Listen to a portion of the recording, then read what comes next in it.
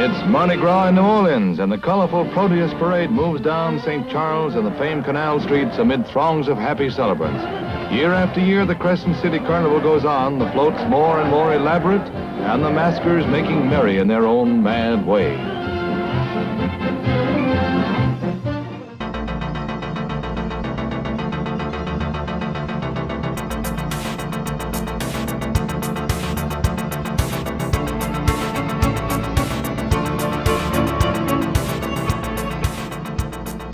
Hey everybody, welcome to The Brick Pit, the podcast you didn't know you didn't need, where we talk about film and television from our inexpert positions. I am your host tonight, Josh, and with me, as always, is the former Grand Marshal of Penny Marshall's Arbor Day Parade, Jason. We forgot Gary Marshall as well. And in absentee today is our other host, Adam, who is at Fraser Fest. He's doing a panel on his GeoCities page that contained all the luxury items that the Crane brothers talked about in the show. Some of that is actually true. You can listen to podcasts anytime, but as of recording, we are about to start the Mardi Gras season, which is a big deal in certain parts of the United States and across the world. So a big feature of that is parades. So I thought it'd be interesting to talk about parades that factor into films or set pieces in films. But before we get into that, Nielsen released their top streaming TV shows and films from across platforms for 2022.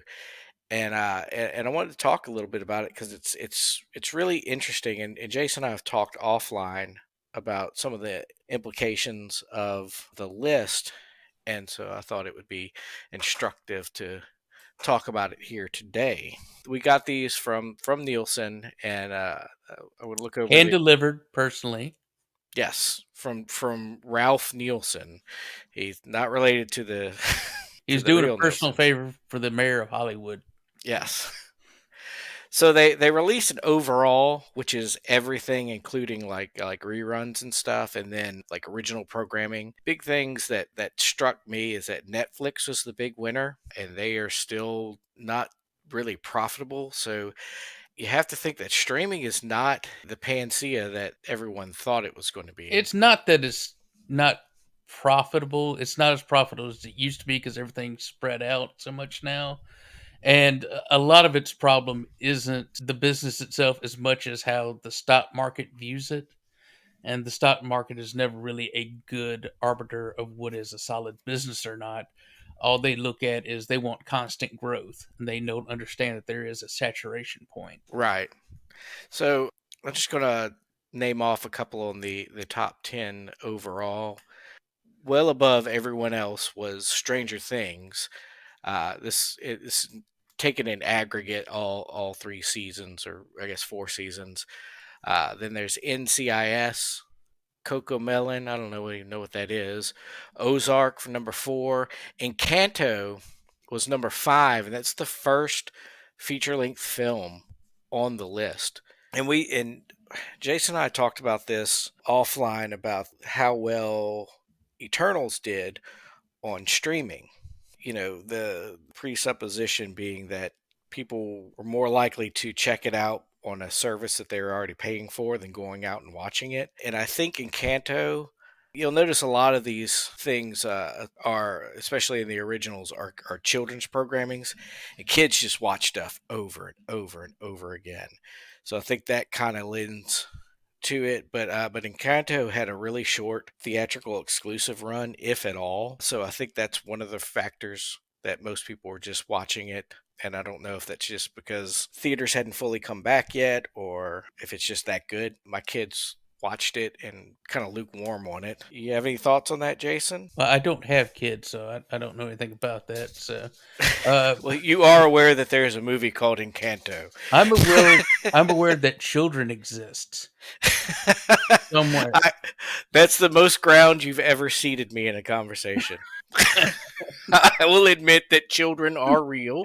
Like we said, I am more likely to watch something on a streaming service or any other service that I'm already paying for, whether it be cable or whatever, than I would to pay for it in a movie theater.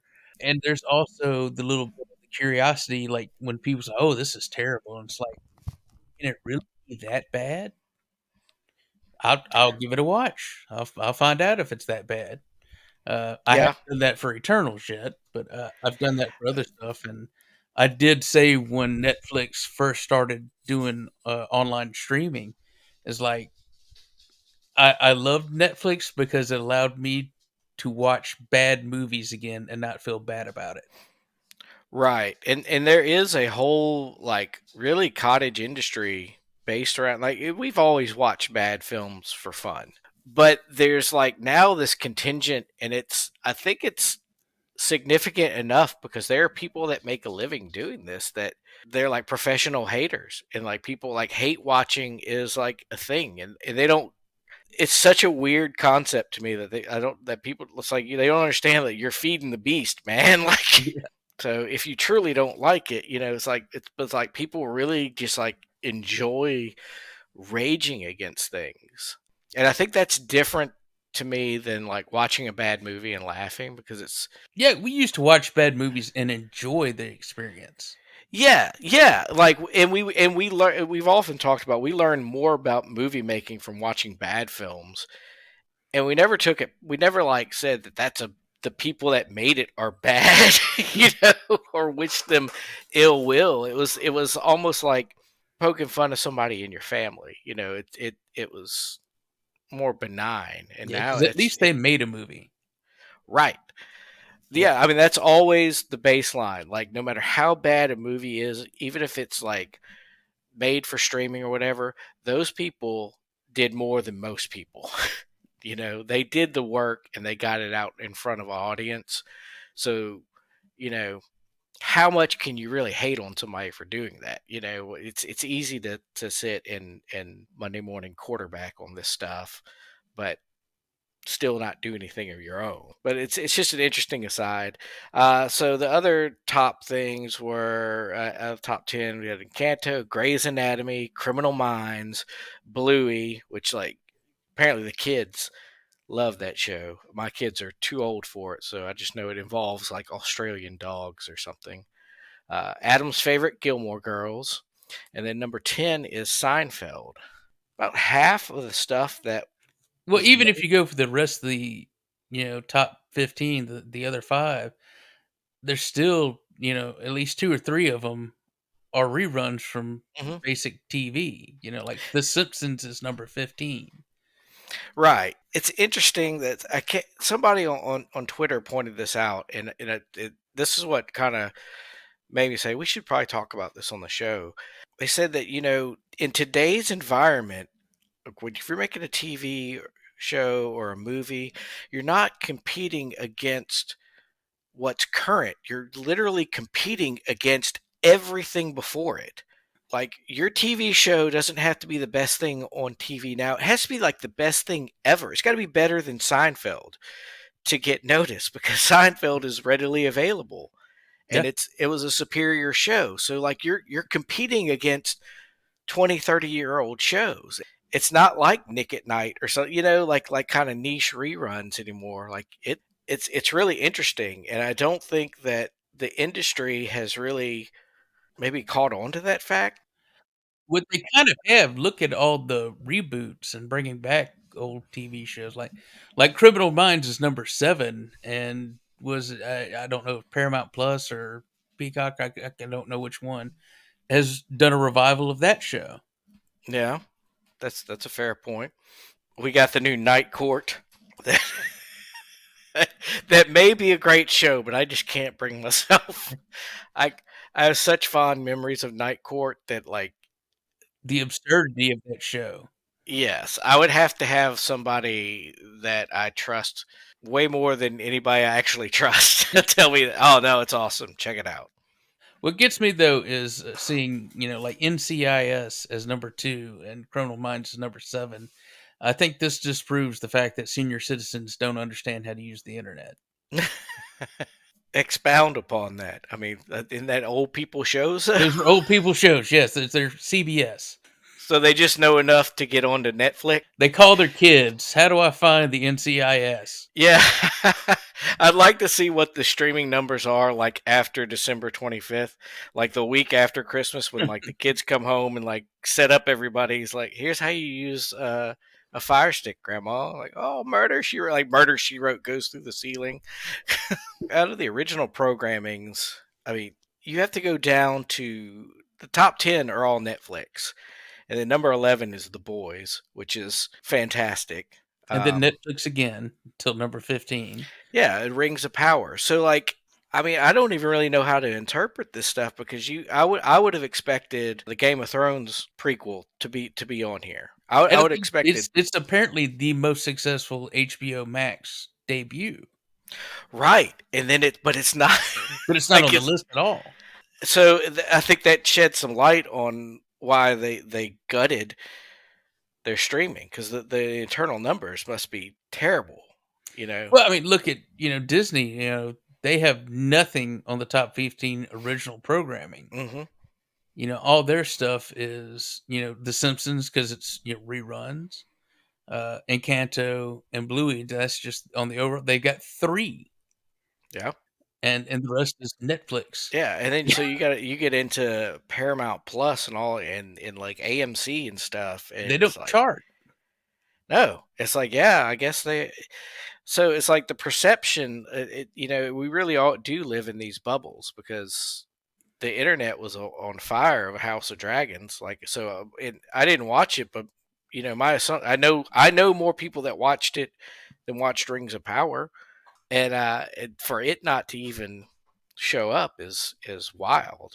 Now maybe they didn't release their numbers. I don't know. I think part of this is also I think these are overall because if you look at the numbers, they have the number of episodes, and Stranger Things has 34 episodes and 52 billion viewers minimum.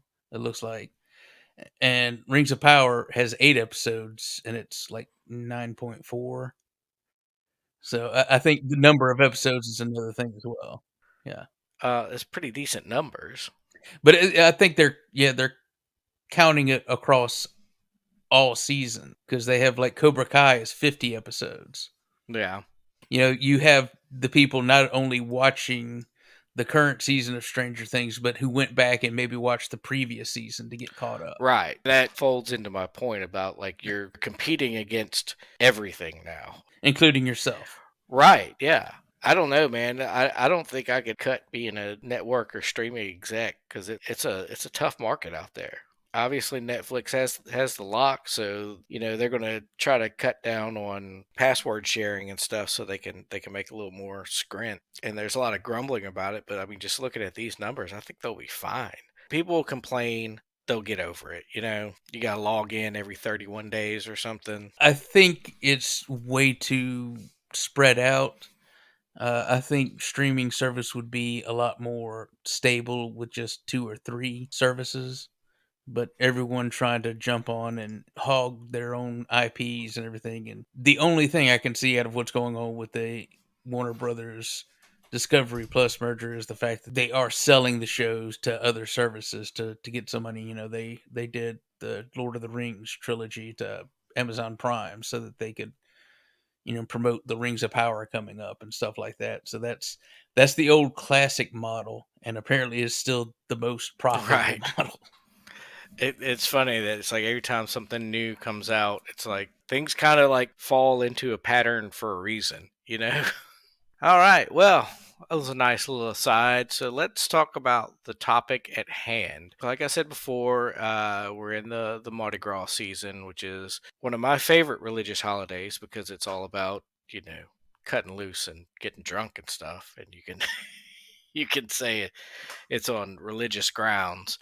There's nothing better than an excuse to get drunk other than a religious excuse to get exactly. So, and parades are kind of like they've been around forever, but like for me growing up, like parades are inextricably entwined with Mardi Gras because you've got the big crazy floats and people throw things. I think we need to kind of point out for the people who don't know, it's like you come from the land of Mardi Yes, Gras, the Gulf Coast region, not just New Orleans, but the entire Gulf Coast region from New Orleans to Mobile, which is actually where the first Mardi Gras correct. parade Well, was. even down to like Uh, Corpus Christi in Texas. So basically, the whole Florida to Texas along that Gulf Coast that were settled by the French and the Spanish. They brought their Catholic traditions with them, which included carnival. Mardi Gras is technically Fat Tuesday. It's the Tuesday before Ash Wednesday, and the time from 12th night, which is the 12th day of Christmas, was January 6th, I think, or Epiphany. From that time to Mardi Gras is the carnival season. That's when you party, eat what you want, get ready for Ash Wednesday, where Ash Wednesday is the religious hangover. It's when you go, oh my God, I shouldn't have done all that stuff. There's also like in the north, you've got St. Patrick's Day parades and things like that. And there's always a good. Everybody wants an excuse to throw a parade, and filmmakers like parades because there's lots going on. People are usually decked out in costumes and stuff. There's a lot of interesting visuals, and it's cheap because if somebody else is putting on the parade, you just gotta go set up your camera and you've got an exciting backdrop. And often it's used as like a kind of a foil for a chase, but there's other times where it plays into differently. But Jason, why don't you start us off? all right, I want to start off with a classic comedy that has actually been chosen for preservation by the Library of Congress. Since Adam's not here to point that stuff out, this is a real classy movie. National Lampoon's Animal House. You sounded like that sounded like Trump introducing. This is a really classy movie. This is the classiest movie. Library of Congress said it was classy. Animal House, and everybody's like Animal.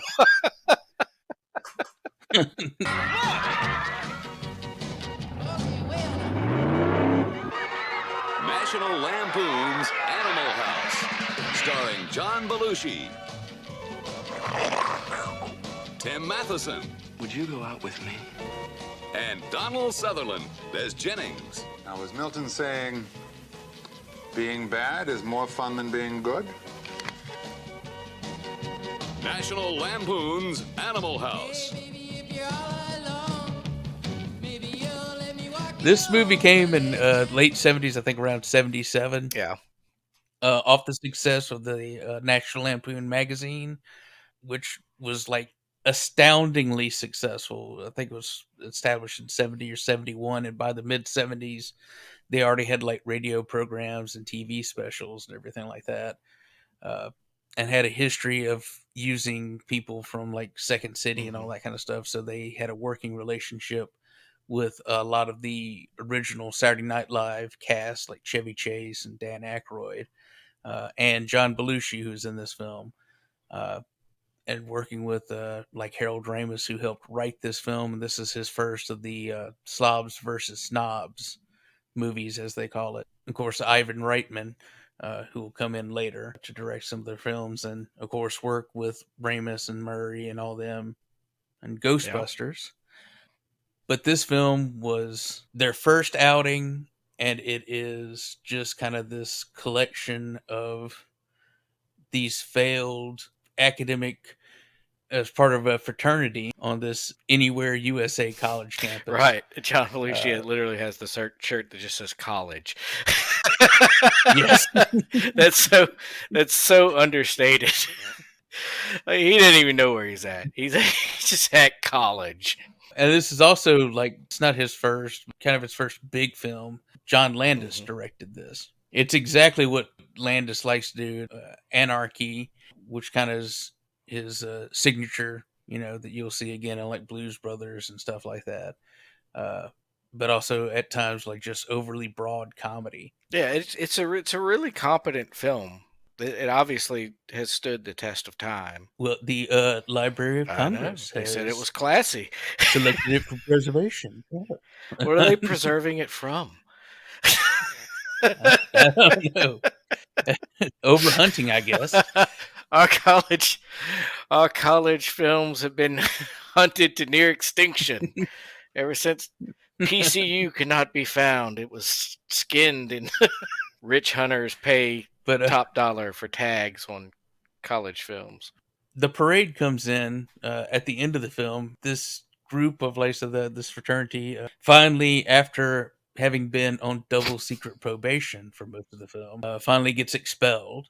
And so they decide to get revenge on the dean who has expelled them, who's been looking to expel them the entire movie. And they decide the best place to do that is the parade being given in the middle of the town and embarrass the dean in front of the town, and especially the mayor, because they've also established the fact that there's kind of a shaky relationship between the mayor and the dean. This is one of my favorite bits because this is when everything just kind of breaks down. Don't worry about anything making sense. Like, it becomes a cartoon at this point because they pull the old thing where the band leader like throws the baton up the air and the guy comes in, he pushes him out of the way and grabs the baton and takes over because the baton is magic. He who possesses the baton possesses the marching They've been band. trained to follow the baton no matter who has it. Whoever wields it is in control. The guy like leads them into a dead end alley and gets them all stuck. And then, you know, they start attacking on a lot of fronts, like throwing marbles out into the middle of the road and tripping everybody up, chaining one of the floats to a light pole and ripping it in half. And then, of course, they had entered their own float. It's a large cake that says "Eat Me," but underneath it, they've souped up like one of the other fraternity guys' brothers' car that they had already damaged and almost totaled at the beginning. So it's now this souped up beast machine driven by, of course, D-Day, played by Bruce McGill, a fantastic character actor. All hell breaks loose like this. John Belushi is out like swinging on lines, dressed as a pirate, and like even after that, the people themselves in the fraternities just like okay, we've planned to destroy this parade. We don't know what we're doing after that, and so everybody just kind of goes and does their own thing. And I love it. This is one of those films that it gives you like exposition of what happens to everyone afterwards, just like by freeze framing on the person and gives them, you know, little pop-up subtitle telling you what happened. And like D-Day just like takes off and disappears. No one's seen him again. John Belushi's Blatarsky, you see him, he like grabs a woman, all that kind of stuff, and like he's a senator. The ROTC, he was kind of like this jerk. He wasn't part of the fraternity. He was one of these snobs that they were against. He was shot by his own men in Vietnam. When you originally proposed this episode, I was looking for movies that didn't just have parades in them as set pieces, but actually involved them as part of the plot point. And this is the first one that immediately popped to mind because it's not just a parade there. It's an important part of their revenge plot. Right. It's the culmination of the film. You know, it's the peak of the plot. The end of Act 2. Well, like I said, it makes sense. It's not just a parade that's there, you know. As like you mentioned earlier, a lot of like The Fugitive. He jumps into the middle of a St. Patty's Day parade to get away from the cops, like, you know, to disappear in the crowd and stuff like that. And that's not important to the plot. That's just happens, you know. If at some point, you know, the producer came back to the writers, okay, well, we're not filming until September. Right. So there's not going to be a St. Patty's Day parade, and we can't afford to pay for one. So we have to do something. Nope. Film's over. He gets caught, I guess. Movie's over. 72 minutes in. That's it. It's done. Now they could write something else, but this is actually part of the plot because they are wanting to embarrass the dean in front of the town and especially that mayor.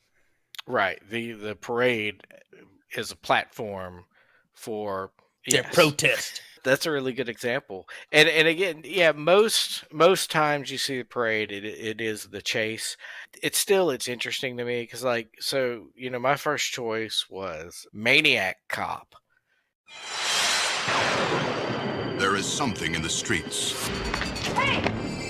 Something in the shadows. Something in the dark that kills. You're trying to tell me 2 kids did this? She's got a statement from an eyewitness that said she saw the kids attack her. Officer! Oh, thank God it's you. The head was unstable and there was a sudden deceleration injury. You think a cop did this? Why not? You automatically assume that it was a police officer instead of some lunatic son of a bitch dressed up like a cop. He didn't kill the girl.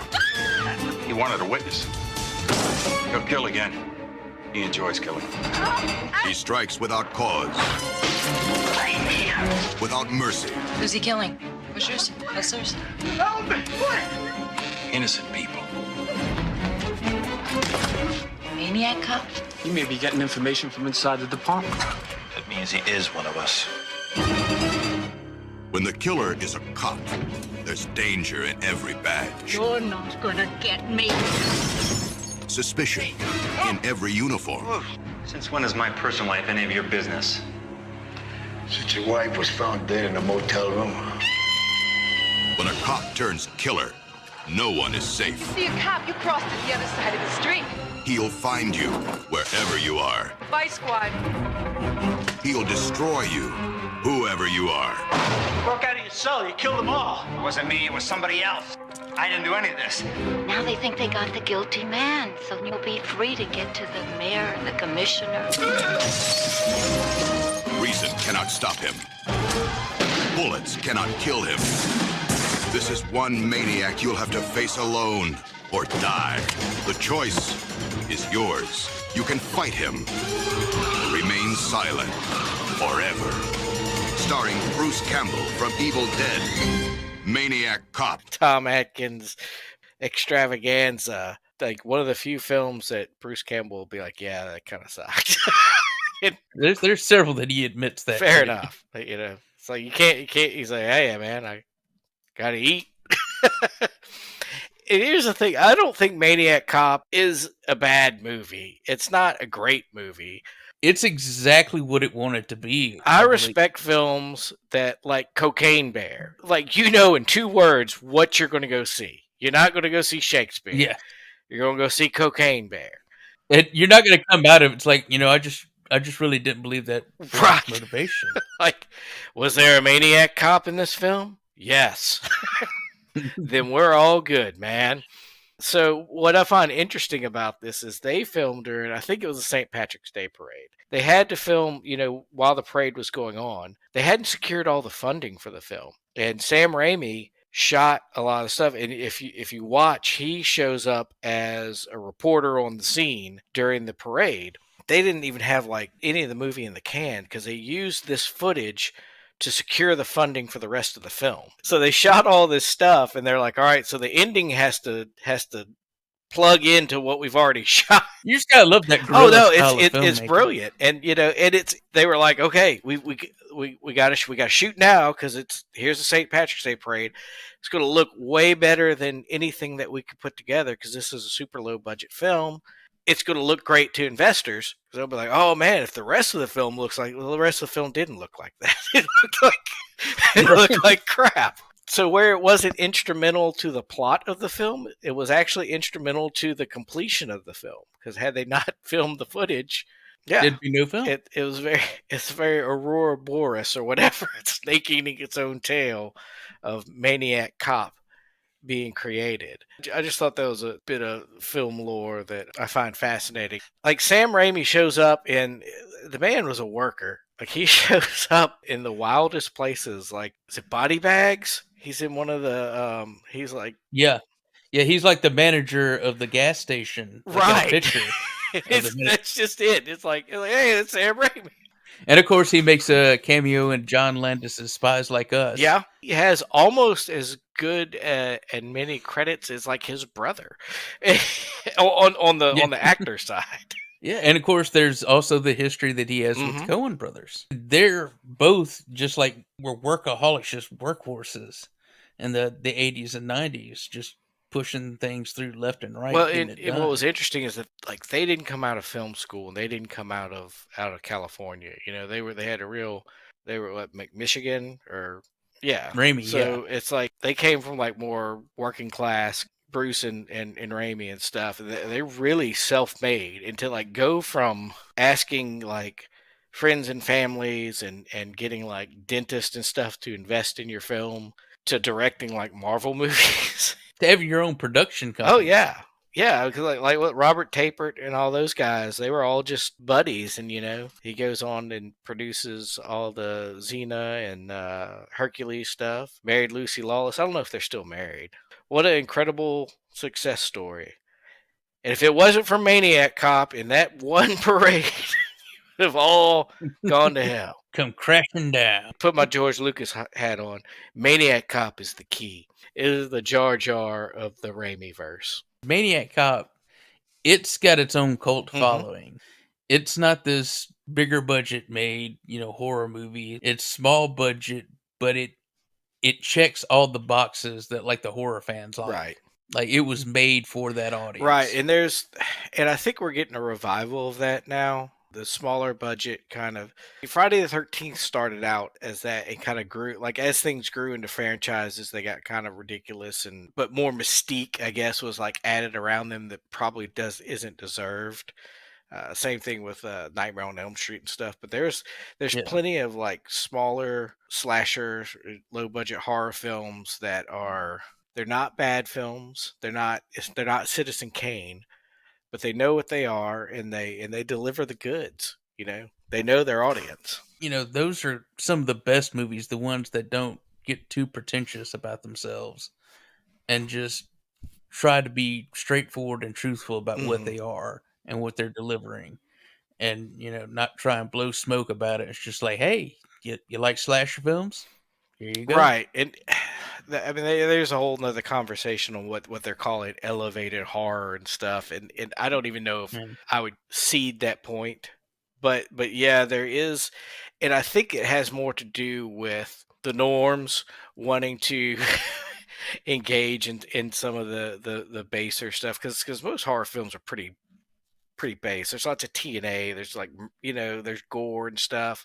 It's exploitative. So you say, oh well, I watched The Menu or whatever, and it's like it's elevated horror. It's like it's almost like you're trying to make yourself have an excuse to be able to watch it, because you're embarrassed of the genre, and I don't think you should be embarrassed of the genre. Just say, like, hey, that's what horror movies are. They can be elevated or whatever. Every genre has those things that rise above themselves. I mean, most of Carpenter's films do that. I said Halloween helped kind of solidify the slasher genre, and he wasn't trying to do that. He just made a really good film. Just happens to be a really good filmmaker. I'm not trying to say that he was bumbling around. Oh, it just happened to me. I mean, he was making choices to do that, but his whole purpose wasn't, I'm going to make this elevated horror film and people are going to laud it for decades. And he was just making a good what horror Halloween movie. has turned into is almost the antithesis of what it originally was, because it was originally going to be one and done. It's going to be and then next year was going to be a different Halloween film, which was basically just 30 years ahead of its time. It was supposed to be an anthology series, and same with Friday the 13th. Those were the original plans, but what happened was it was so successful that the money people wanted to assure continued success, so they kept putting the main characters in. I know, like Halloween 3 Season of the Witch gets derided a lot, and I don't think that's really a fair assessment of it. It's not as good as the first Halloween, but it's still an enjoyable horror film. They still do some very interesting things. I mean, I think it's getting its due now with like the new generation of horror fans that are coming out. They're going and they're looking without the baggage. Tom Atkins, like Tom Atkins in a horror film investigating stuff is awesome. Yes, and just that scene at the end with the commercial and the kids wearing the mask, like, dude, that's on par with the opening of the first Halloween movies when you find out that you've been watching this serial killer through the mask, and it's like a 8-year-old kid. Right. Yeah, it was a bold choice. It was I think Halloween 3 is worthy. I would watch Halloween 3 above any Halloween after that. Yeah. Hands down. Especially the Rob Zombie. But anyway. So yeah, Tom Atkins he's in Maniac Cop. He gets killed like halfway through. Like that's another great thing about Maniac Cop. Like, It's up to Bruce Campbell now. Bruce is always having to clean up people's messes. What Will else do. you got, Mr. Jason? Okay, so we mentioned this very briefly. Yeah, we can in a talk about previous- this for an hour. I love this movie, and this is one of those. It's not like this great film, but it's enjoyable as hell, and that's My Fellow Americans. It's a mid '90s film starring Jack Lemmon and James Garner. Jack Lemmon is ex-President Kramer. Sir, a message from the president. We go. Thanks, Jim. Jim's off today, sir. I'm Bruce. Oh, sorry. You and Jim look very much alike. Jim's black, sir. Yeah, I know, but you're both tall. James Garner is ex-President Douglas. I can't believe I just did it with Matt Douglas. My mother has a commemorative plate with your face on it. Apparently, I'm dishwasher safe. Dan Aykroyd is current President Haney. Not so fast, Carl. Slow down.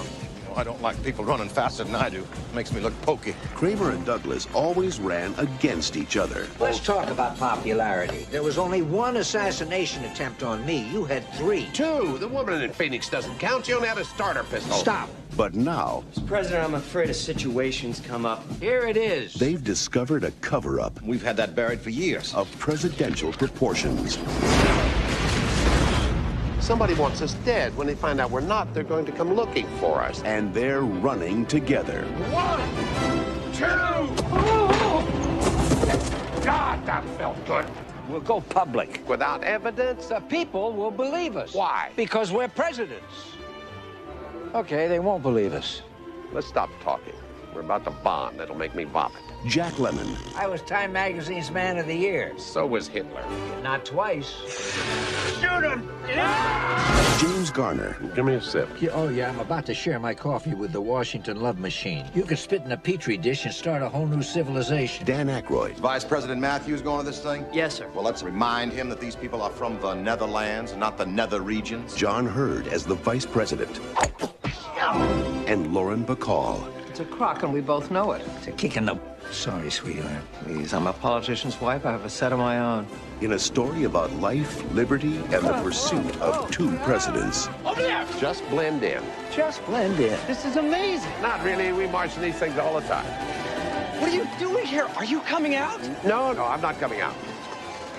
He is. Oh, my God, he squeezed my breast again. My Fellow Americans. I'm hot. That right there should just sell you. Right. the film.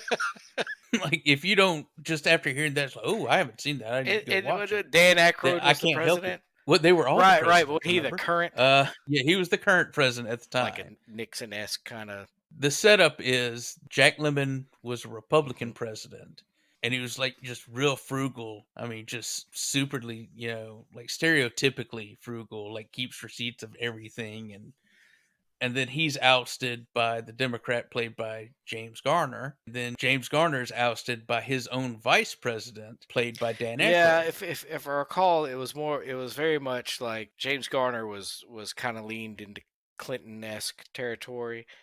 Yeah, Clinton, Yeah, JFK, and, yes, yeah. Dan Aykroyd was more of a Al Gore-ish. Then, his vice president was very much a Dan Quayle. Mm-hmm. We had mentioned it in a previous episode. That's why I say facade instead of facade. Ask me, this whole thing's been a real coup. Funny thing, isn't it?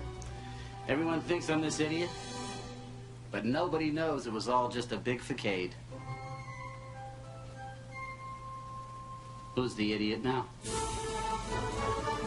Because it's a punchline in that movie, and it's a lot more fun to say. So, and this was a film that, like, I don't know if a lot of people even remember it. It kind of came and went. But, as we discussed on the first episode of the season, when we went back and talked about movies in the 90s, there were a lot of films like this in the 90s. They just kind of came and went, and that was kind of the bread and butter of Hollywood. I would say this was a excellent date night film. Or a good rental. Yeah. The concept is that Dan Aykroyd's character, his president as vice president, had, I think, taken some kickbacks, and they're finding out about it, so they're going to try and pin it on, I think, Lemon's character at first, and the Democratic Party finds out about it, and so they want Garner to investigate it, and promise that if he comes up with something that they'll back his next presidential bid in the upcoming election, because they're both one-term presidents, so they're still eligible. And so they get together and get wind up, thrown up in this middle of a big conspiracy and everything. Like the guy, I believe it was a weapons manufacturer who was doing the kickbacks, gets killed. And so they go on the run, and they're being followed by a rogue NSA agent.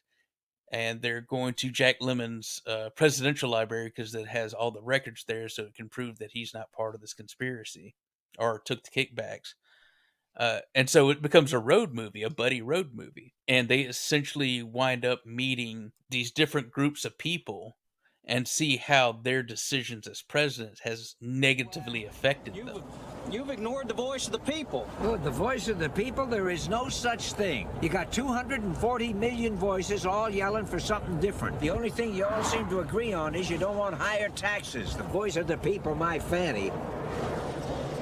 Pull over, Wayne.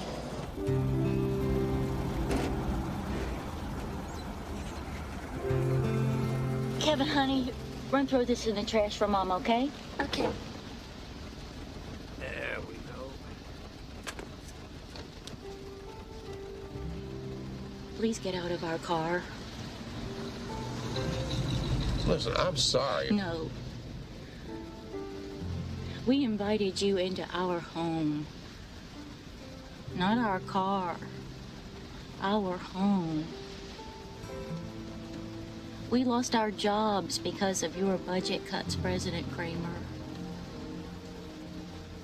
And we lost our home because of your economic downturn, President Douglas.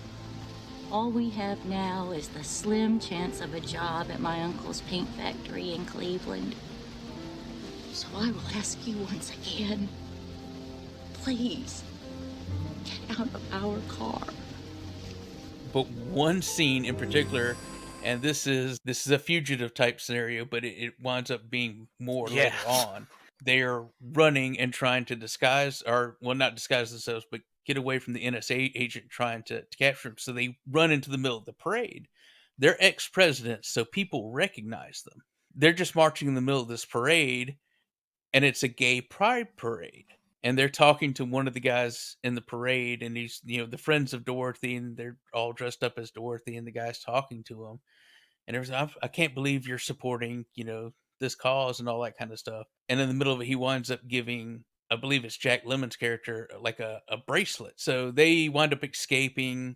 They decide to go back to the White House to confront the president and everything. And there's one point where they're running from that NSA agent, and they get on horses and they're galloping away. And it's some of the worst CGI you'll ever see, because it's stuntmen riding the horses, and they digitally put Jack Lemmon and James Garner's head on top of them, and it's as not to kill them, because they were pretty aged at this point. We'll see this again in the new Indiana Jones film when it comes out. Yeah, old men CGI'd on horses. Always a hit. But this looked closer to like a GoldenEye than the N64 GoldenEye. Yes. So yeah, they're giving orders. The sniper on the roof of the White House, the Secret Service or whatever, are giving orders to kill them because they're imposters and they're trying to kill the real president, blah blah blah. And so the sniper is looking through his scope, and he looks down and he sees the bracelet, and he's like, "No, that's the real president." And then later on, when everything's settled and all that kind of stuff, they bring in that sniper and they're talking to him. They thank him for not shooting them. It's like, "Have we met before?" And the guy just leans in and says, "Yes, somewhere over the rainbow." What I love about that whole thing is that was this film came out in like 96. 96. So I was probably just starting to study film. Like I didn't know anything. I was like my first year of college. But it amazed me how well that setup was, because it's really seamless. It seems innocuous, and at it's first, kind of too. covered up on all these jokes. But then, and that to me is what a perfect like setup or fallback is all about, is that it's that seamless. So it's really well written. It was directed by Peter Siegel, he did the remake of The Longest Yard, 50 First Dates, Get Smart, which was Steve Carell, which I thought was, all these movies were fine. You know, I think Yeah. he's a fine, but apparently James Garner and did not think highly of him. In his autobiography, said that he basically thought he was God's gift to directors. And Well, I hate him now then, yeah, since James so Garner said Garner wrote, the director was a self-appointed genius who didn't know his ass from his second base, and Jack and I both knew it. But he liked working with Jack Lemmon. I'm kind of upset that we didn't get more, Jack Lemmon, James Garner pairings over the years. Like, they worked so Yes. well together. And I guess in spite, I don't know anything about this guy and his temperament, or theirs, but he seems like he's a competent director that makes inoffensive films, which, as we've discussed today, is like a unicorn. Just make a movie that people can go watch and say, "Oh, it's a good movie," and move on with their lives.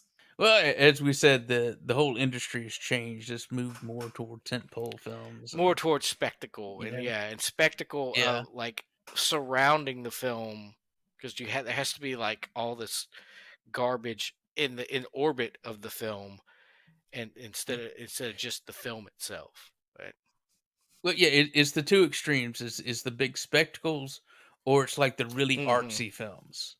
There's really very little middle ground anymore. So I want to talk about a film that was a very small film, shot a lot of guerrilla style, and that was Dennis Hopper's Easy Rider. And wander through the forest where the trees have leaves of prisms and break the light in colors that no one knows the names of. This year, the judges of the Cannes Film Festival presented the award Best Film by a New Director to Easy Rider. It's the story of a man who went looking for America and couldn't find it anywhere. Easy Rider stars Peter Fonda. It's not every man that can live off the land, you know. You do your own thing in your own time. You should be proud. Also starring Dennis Hopper, the award-winning director of Easy Rider. Man, look, I gotta get out of here, man. We got things we want to do, man. Like, I gotta get out of here, man. Co-starring Jack Nicholson. I got this here, see, Scissor Happy Beautify America thing going on around here. They're trying to make everybody look like Yul Brynner.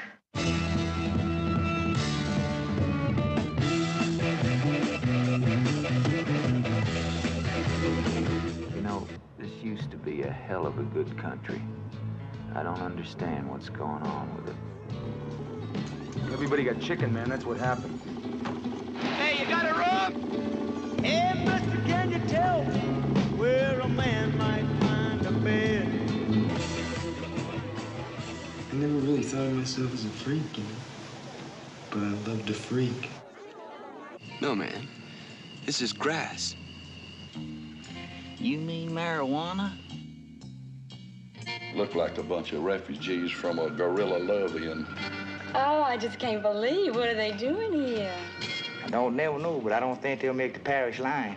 Hey, Lord, look at them goons. Hold outside and we'll scare the hell out of them. They're not scared of you. They scared of what you represent to them. Hey, man. All we represent to them, man, is somebody who needs a haircut. Oh, no. What you represent to them is freedom. What the hell's wrong with freedom, man? That's what it's all about. Nature's child. We were born to be wild. We can climb so high. I never wanna die. All he wanted was to be free, and that's the way it turned out to be. Flow, river, flow. Plot of said film, as such as it were, the fellows score. I think they sold. It was a cocaine deal or something. They get a bunch of money from a drug deal, and they're like, "Let's go down to Mardi Gras," and they take a hippie road trip from California to Louisiana and meet all kind. It's a road trip that is like the opposite of My Fellow Americans, because it is it's a very cynical, dark take on America. It's about concentrating on the Mhm. counterculture and not blue Right, and collar it was a lot of America. people's introduction to the kind of, like, they go to a hippie commune and they get pot and LSD. The interesting thing to me is, like, now, like the marijuana thing was like such a big, oh my god, and now it's like 40, 50 years later, nobody bats an eye at that kind of stuff. So Well, it's also the fact that, they start off with doing the cocaine. I think they smuggle cocaine in from yeah, Mexico to LA. And like that, these are your protagonists. That's not something you got in your average Hollywood film at the time. right. It's very Kerouac-esque in a lot of ways, but the where the parades come in is actually too, like, they're trying to get to Mardi Gras. And then I think it's somewhere in Arizona they stop and kind of join this, like, really chintzy parade, and get picked up by the cops for not having permit to parade. And that's where they meet George, played by Jack Nicholson. He's like a lawyer, and so he helps them get out, and he takes off with them. And he's kind of like put off about the weed and stuff, and they kind of mellow him out. What was that, man? What the hell was that, man? Huh? No, man, like, hey, man, wow, I was watching this object, man, like the satellite that we saw the other night, right? And like it was just going right across the sky, man, and then, I mean, it just suddenly, it just changed direction and went, whizzing right off, man. It flashed. You're stoned out of your mind, man. Oh, yeah, man, hey, like, I'm stoned, man? But, like, I saw a satellite, man, and it was going across the sky, and it flashed 3 times at me and zigzagged and whizzed off, man. And I saw it. That was a UFO beaming back at you. Me and Eric Heisman was down in Mexico 2 weeks ago. We seen 40 of them flying in formation. They have got bases all over the world now, They've been coming here ever since 1946, when the scientists first started bouncing radar beams off of the moon. And they have been living and working among us in vast quantities ever since. The government knows all about them. What are you talking, man? Well, you just seen one of them, didn't you? Hey, man, I saw something, man, but I didn't see it working here. You know what I mean? So they get to the Mardi Gras, and apparently Hopper had gotten the dates wrong. They were a month off, so they had to rush production to make sure that they didn't miss the actual Mardi Gras. So the excuse for not getting permits for filming in St. Louis #1, which is a very famous graveyard in New Orleans. And in New Orleans, all the graves are mausoleum type. They're all above ground because they built New Orleans underwater. It's below sea level, so you can't really bury people. The bodies pop back up. Yeah. A hard rain, and then, Aunt Flo comes floating down the street. I think St. Louis #1 may be where Marie Laveau is buried, but anyway, like, people do tours of these places and stuff, but it's all controlled by the archdiocese, but they're Catholic cemeteries. So they didn't get permission to film, and the scene that they filmed down there is, I think it's Peter Fonda's character. It's been a while since I've seen it, but they're tripping on LSD, and he climbs on top of this statue, this religious icon in the cemetery, and starts talking about his terrible childhood and all this stuff. And it's near the end of the film. It's kind of almost the culmination of the film. And of course, the Catholic Church was like, "Oh no, we can't let this happen." So that was the last film that was ever allowed in that cemetery. Even though New Orleans has a pretty decent film productions going on around there, they will not allow it now, thanks to Dennis Hopper and Easy Rider. It's a pretty interesting film all the way around. Jack Nicholson wasn't a star yet. This was kind of all of their attempts to kind of do something there themselves and help kind of elevate their own careers at the time. I mean, Dennis Hopper had been around bit parts doing westerns and stuff like that. He was in the original True Grit and stuff like that, but they weren't stars. No, It's really interesting, the crossover between Fonda and Hopper and the music that came out of that same area. I forget what it's called. You had like Crosby, Stills, and Nash, and Young, and Joni Mitchell. They all kind of like hung. Dean Stockwell was in with them. It was a real like creative scene across disciplines. It wasn't just film or just, they all kind of knew each other and hung out. As soon as we quit recording, I'll remember, because like out of all this stuff, they started getting first look deals, and like it became really hot because this was like really, they made it for next to nothing. It's less than Yeah. $500,000, and they made what, like 60 million or something Yeah. like that. In 1969 money. I mean, it was a bona fide hit, and it had the cultural cachet attached to it. Like, so they could all write their own ticket. It was Dean Stockwell's script. He had this script, and Hopper was on board to produce it, and it was this kind of weird experimental film, and it was called After the Gold Rush.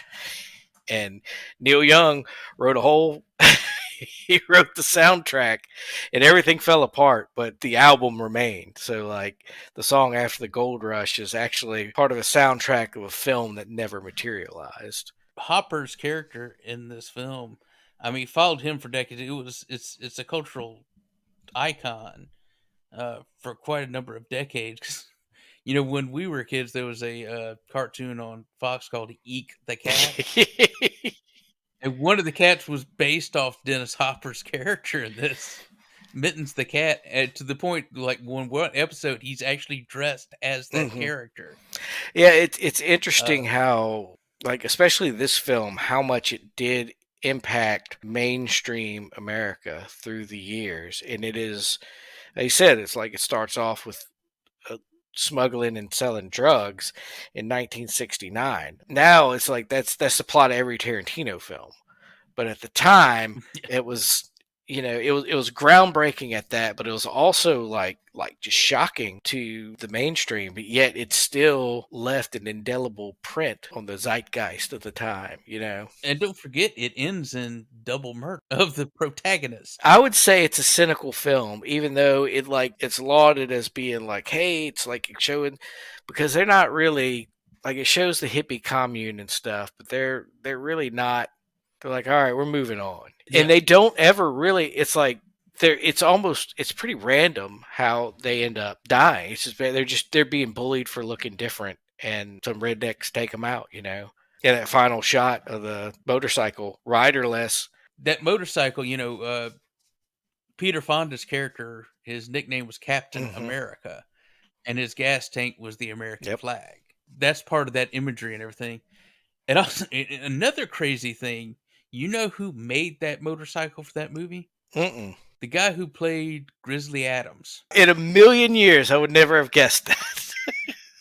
Neither would I. Like, I saw it. It was like, back, he was part of that counterculture scene, but he was a custom bike maker, but he also did like stuntman work on the side. And he wound up being Grizzly Adams. So that just reminded me that the intro to Race for Your Life, Charlie Brown, when they're going to camp, Snoopy gets left behind, and he's riding in that motorcycle like it's in a Peanut. The second it's you in a that, Peanuts cartoon. That image popped in my head. But it's one of those things that it had a huge cultural impact, but it had impact outside of the actual structure or context of the film. Because, like I said, I think the film is cynical towards everyone. It's not it's not just putting down the generation right. That came for him. It is very Kerouac to me in that it's all a fraud. It's all, and it's very nihilistic, and it's just yet no one knows what they're doing. Let's try to have a good time as much as you can until the world grinds you up. But like the legacy of it, I don't think is that. Yeah, it's one of those movies where people kind of put their own. It's like an abstract painting. Some of that may have been intentional. Dennis Hopper, man, cue the bad Dennis Hopper. It's funny to me that like actors like in like Hopper, like they can have such depth. It's a good film. It's well directed. And he directed it. We need to point that out, as well as co-writing it with Peter Fonda. But then that's not what people think of with Dennis Hopper. They obviously think of his character from Space Truckers. I do want to say there's a mid '80s movie. It's not a great movie, but I love the movie because I saw it when I was a kid, and it's kind of out there and everything. It's My Science Project. Oh yeah, and Dennis Hopper's like the science teacher in it.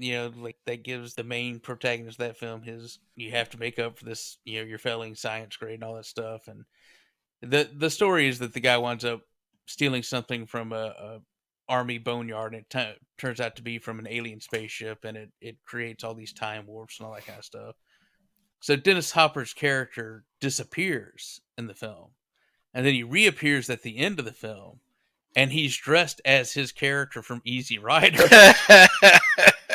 And it's like, where are you? He's like, man, I was back in the 60s, man.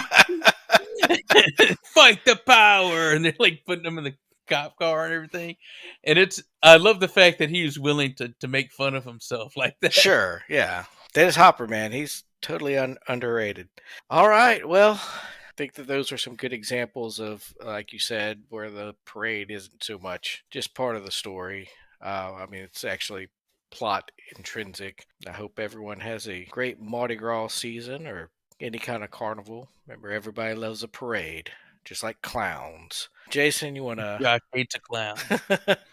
You want to march us out? I'll pass the magic baton to you. No, I'm in control. So I'll wave this baton, people, and then you'll have to email us at brickpit@gmail.com, or you can leave us messages on our Facebook or Twitter page. Just look for the Brick Pit Podcast. Or you can go to our anchor.fm/brickpit website, and you can leave us a voicemail. And if you do that, we might actually play it on there. For the love of God, do that. We need content. God, do we need content. Have you been listening to the past hour? According to our numbers, no. You quit listening 45 minutes ago. You didn't get past the intro music. All right. With that, we'll see you next time.